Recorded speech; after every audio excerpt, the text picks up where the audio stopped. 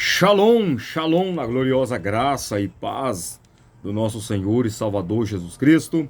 Eu sou o pastor Daniel Palhão e nós estamos em mais um vídeo aqui pro canal. Gente, se você não é inscrito ainda aqui no canal, se inscreva, ative o sininho para mais notificações e além disso também compartilha no grupo de WhatsApp, família, amigos, aonde você puder estar compartilhando, enviando também para abençoar outras vidas. Na quinta-feira, nós teremos um vídeo, nós vamos tratar sobre a escatologia pós-tribulacionista. Nós vamos lidar com a escatologia pós, mas isso vai ser na quinta-feira, então fica ligado. Hoje, nós vamos falar sobre o poder de Deus. Poder de Deus, como assim? Pois é, eu não quero me alongar muito, nem me demorar muito, mas já vou ser objetivo e ir direto ao ponto, direto ao assunto. No livro de Atos dos Apóstolos, nós temos uma menção, uma declaração acerca desse poder. Vai dizer assim, ó, mas recebereis poder, nessa versão que eu estou usando, vai dizer, mas recebereis a virtude do Espírito Santo, que há de vir sobre vocês, e ser-me-eis testemunhas, tanto em Jerusalém como em Judéia, em toda a Samaria, até os confins da terra.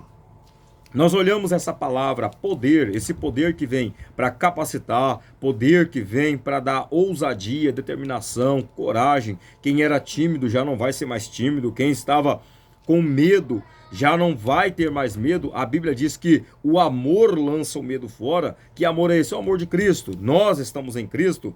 Nova criatura nós somos. A Bíblia diz também que Deus não nos deu espírito de temor, mas de coragem, de determinação, de ousadia, de moderação ou de equilíbrio. Então, esse poder que vem sobre nós é o poder do Espírito Santo. E esse que vem sobre nós é o Espírito Santo nos dando poder, capacitação. Ali no dia de Pentecostes, desce o poder de Deus. Eles estão todos reunidos em um único lugar, buscando, clamando, adorando, orando, clamando a Deus. E o poder de Deus, ou seja, o Espírito Santo vem sobre eles, desce sobre eles. Nós vamos ver esse cumprimento lá no mesmo livro do livro dos Atos, do ato do Espírito Santo, que vai estar lá, Atos 2, cumprindo-se o dia de Pentecostes, ou seja, a festa da colheita, cumprindo-se o dia de Pentecoste, estavam todos reunidos num mesmo lugar, em um mesmo lugar, estavam todos reunidos. Versículo 2, e de repente veio do céu um som como de um vento veemente, impetuoso, encheu toda a casa em que estavam assentados, e foram vistos por eles línguas repartidas como que de fogo, as quais pousaram sobre cada um deles, e todos foram cheios do Espírito Santo. E começaram a falar em outras línguas, conforme o Espírito Santo lhes concedia que falassem. Eles vão não só receber essa ousadia, mas também vão falar em outras línguas, vão falar ali também outros idiomas. E nós olhamos essa preparação dos discípulos, essa capacitação, esse poder, que essa unção para eles poder evangelizar, para que eles possam ir pregar, anunciar as boas novas de salvação. Nós vemos aí a graça e o amor de Deus. Homens pecadores, homens falhos, mas mesmo assim o Espírito Santo veio e habitou neles. O Espírito Santo veio e habitou em nós a partir da hora que nós nos convertemos hoje. Ali foi a inauguração da igreja, inaugurado um novo tempo, uma nova era, um novo período. A chamada era apostólica. Ali está os discípulos, os apóstolos, todos foram cheios do Espírito Santo e eles foram. E o texto é claro em dizer, ó, vocês não vão ser testemunhas só nunca, não, é Jerusalém, Judéia, Samaria e até os confins da terra. Nós vemos algumas pessoas que elas se denominam cheias do Espírito Santo, mas elas não pregam para a família, não pregam para os amigos, não prega para os vizinhos, ela não fala de Jesus para ninguém, só fica para ela. Você já ouviu falar naquele crente agente secreto? Pois é, o cara, ele se diz cheio do Espírito Santo, mas ele é um agente secreto. Ele tá ali no local, mas ninguém sabe que ele é cristão, ninguém sabe que ele é crente, que ele confessa uma fé em Deus, ninguém sabe. Só sabe qual momento, só sabe quando vai lá na igreja. Aí vê o cara rodar, bater, sair dando tapa na cara dos outros lá, porque é uns pula-pula que, pela misericórdia, gente. Então, ser cheio do Espírito Santo, você não retém isso. Quando a pessoa ela é cheia, ela não consegue segurar para si. Ela tem, algo maior que ela tem que sair, proclamar, anunciar para outras pessoas. E o texto é claro. Vocês vão ser testemunhas. Eu não estou enchendo vocês com o Espírito Santo, não estou derramando o Espírito Santo na sua vida, eu não estou te capacitando com poder, eu não estou deixando você forte e poderoso para você ficar parado. Não, é para você pregar com ousadia, determinação. Aonde? Em becos e vielas, para pregar na favela, para pregar na Cracolândia, é para você ir pregar para os mendigos na rua, aonde você estiver. É para você ir evangelizar, ministrar, pregar a minha palavra, pregar com unção. É claro que com toda certeza, o poder, a capacitação e o Espírito Santo, ele não nos isenta de um estudo sistemático da Bíblia. Não nos isenta, não nos deixa livres de fazer uma pesquisa, de fazer uma informação. O Espírito Santo ele só vai potencializar o seu conhecimento, potencializar aquilo que você já sabe, sobre aquilo que você já conhece, sobre aquilo que você já estudou. Ele só vai potencializar tudo isso. E se nós pesquisamos, se informamos, buscamos, corremos atrás, é claro que a hora que nós formos falar, pregar alguma mensagem ou até mesmo ensinar, o Espírito Santo vai potencializar. Você, na hora que você for pregar, você vai pregar com poder. Quando Jesus estava pregando, as pessoas que estavam de volta, inclusive os fariseus, saduceus, e outros à volta, olhavam e diziam: este prega com quem tem autoridade. Traduzindo para miúdos, olha o poder que esse cara prega, olha a ousadia, olha a forma com que ele fala. É alguém que tem autoridade. O centurião de Cafarnaum, quando ele envia alguns homens para poder ir até Jesus, ele fala: reconheço alguém que tem autoridade, pois sou homem de autoridade. Eu sou submisso à autoridade. É ele declarando: eu tenho um superior, eu obedeço. E eu tenho um servo também. Eu mando, ele vai. Eu mando ele vir, ele volta. Então ele vai dizer para Jesus: basta somente uma palavra. Uma palavra. Meu querido, é reconhecer alguém com poder. É reconhecer alguém com autoridade. Quando Marta ela vai até Jesus, nós vamos ver que quando o Senhor fala: vamos lá, vamos ressuscitar lá, Senhor, se o Senhor estivesse aqui, ela entendeu, reconheceu, dizendo: o Senhor tem poder, que se o Senhor estivesse aqui, meu irmão não teria morrido. Ela sabia da capacidade, o poder e o potencial de Jesus. As pessoas sabiam, quando Jesus entra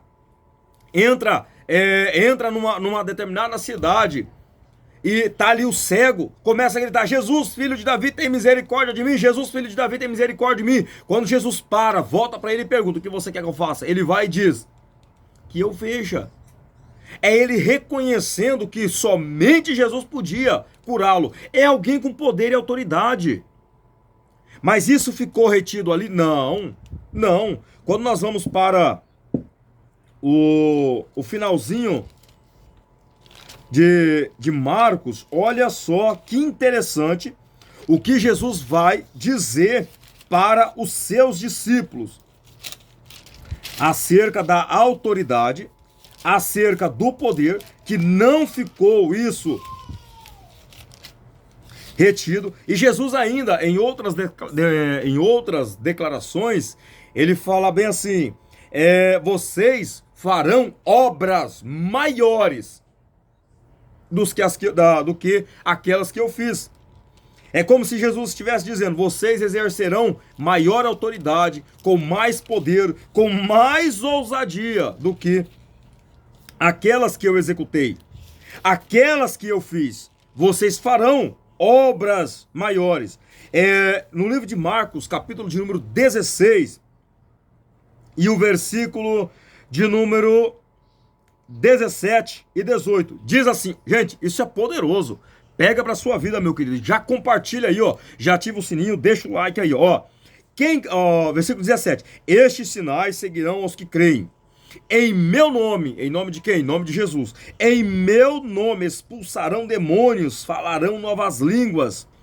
18, pegarão nas serpentes, e se beberem alguma coisa mortífera, não lhes fará dano algum.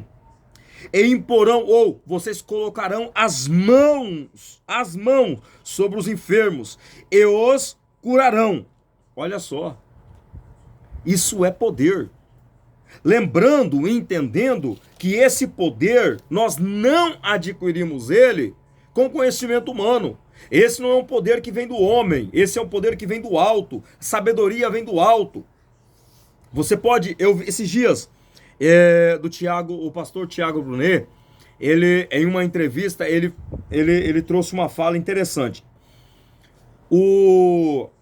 Qual que é o mais, fizeram a pergunta para ele, qual que é o mais importante? O sábio, o conhecimento, como é que é? O conhecimento ou a sabedoria? Ser sábio. Ele vai, eu espero que eu esteja reproduzindo certo, mas é bem isso. Ele vai dizer bem assim, que quem tem conhecimento, consegue sair de um buraco tranquilo, porque ele conhece, ele vai pensar, raciocinar alguma coisa ali e vai sair do buraco. Só que a diferença entre o conhecimento e a sabedoria é o quê? É que o sábio jamais cairia num buraco. Olha só, o sábio jamais cairia num buraco em que precisasse usar a sabedoria. Então, veja bem, quando nós temos sabedoria de Deus, conhecimento da palavra de Deus, meu querido, dificilmente nós vamos errar. Mas e agora que eu errei? Meu amado, entenda uma coisa. Errar é humano, permanecer no erro que é a tolice. Será que você... E a Bíblia vai dizer, se tem falta de sabedoria, peça a Deus. Tem falta de sabedoria, peça a Deus. Peça a Deus, porque isso vem do alto. O conhecimento não. O conhecimento você estuda, o conhecimento você pesquisa. O conhecimento você investiga, mas a sabedoria vem do alto. Então, peça a Deus, que dá o quê? Dá regrado? Não, dá liberalmente, ou seja, dá à vontade para quem quer. Então, peça a Deus. E o poder também vem do alto. O poder vem do alto. Estavam todos reunidos, falando mal dos outros, questionando, reclamando, não, orando, buscando, clamando. E eles foram cheios. E após ser cheios, Pedro ganhou quase 3.000 almas. Quando Jesus estava exercendo ainda o seu ministério terreno, um grupo de saduceus chegou para ele e perguntou, mestre, essa mulher teve 7 maridos, quando chegar lá no céu ela vai ser mulher de quem? Jesus vai dizer bem assim, olha, vocês não conhecem nem as escrituras e nem o poder de Deus. Deixando claro, vocês não sabem nada sobre Deus. Se vocês soubessem, não me fariam essa pergunta. Uma pessoa cheia do poder de Deus não faria essa pergunta. Uma pessoa com autoridade, conhecendo a palavra, ela não faria esse tipo de pergunta. Nós precisamos ser cheios de autoridade, ser cheios do Espírito Santo. Como é que se evidencia uma pessoa cheia do Espírito Santo? Não é uma pessoa que sai gritando às tortas direitas, escandalosa, ou porque quando prega, rasga a garganta. Não, meu querido. Uma pessoa cheia do Espírito Santo é uma pessoa que prega com amor, prega com ousadia. Ele não tem momento, não tem lugar, não escolhe, não precisa, por exemplo, só prego se tiver mais de 50 pessoas ou mais de 100, meu querido, se tiver uma pessoa, ele prega. Eu conheci um pastor aqui no Guarantã, ele já dorme no Senhor. O pastor da Internacional Graça de Deus, esqueci o nome daquele abençoado, ele já dorme no Senhor.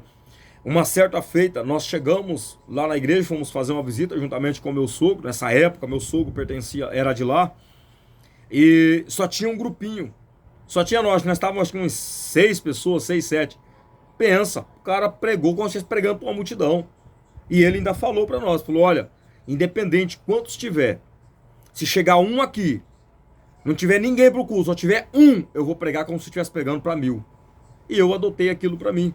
Eu, independente da quantidade de gente que tenha, eu faço a mesma coisa. Eu prego como se estivesse pregando para uma multidão.